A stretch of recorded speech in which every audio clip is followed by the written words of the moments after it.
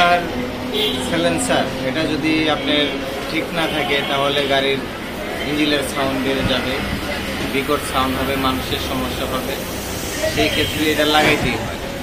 আর অনেকে যে কোনো কারণেই লাগায় না, মানে যে কোনো একটা সমস্যার কারণে লাগায় না, হয়তো আর্থিক সমস্যা এর জন্য লাগায় না। তারপর হলো আপনার আছে বিভিন্ন ধরনের সমস্যার কারণে লাগায় না, কিন্তু যার কাছে লাগানোর মতো টাকা থাকে সে অবশ্যই লাগাইতে চায়। কারণ টাকার সমস্যার কারণে এই জিনিসগুলো লাগাইতে চায় না অনেকে। হয়তো এখন মনে হইতেছে এই জিনিসটা ইমার্জেন্সি লাগানো দরকার, কিন্তু আমার কাছে এখন টাকা নেই, কিছুদিন পরে লাগাই।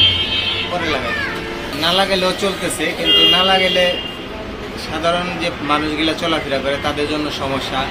এক গাড়িতে একরকম ডিফারেন্স থাকলেও কিন্তু সকল গাড়িতে যে ধোঁয়া বের হওয়ার বা যে বাষ্পটা বের হওয়ার এগুলো তো সব গাড়িতেই লাগে। আপনাদের এখানে কোন কোন ধরনের গাড়ির কাজগুলো করে? আমাদের এখানে প্রাইভেটের কাজ করি, পিক আপের কাজ করি, বড় বড় বাসের কাজও করি, সবগুলোর কাজ করি। আমাদের এখানে সাইলেন্সারের কাজ করা হয়, রেডিয়েটরের কাজ করা হয়, আর বাম্পারের কাজ করা হয়। এটা প্রায় 14-15 বছর ধরে করতেছি।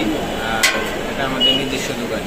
মহাজন আমার মামা লাগে, আর ওই হিসাবে উনি আমার বাসার থেকে নিয়ে এসে আর কি কাজ শিখেছে। মামার কাছ থেকে হাতে করি আপনার শেখাটা।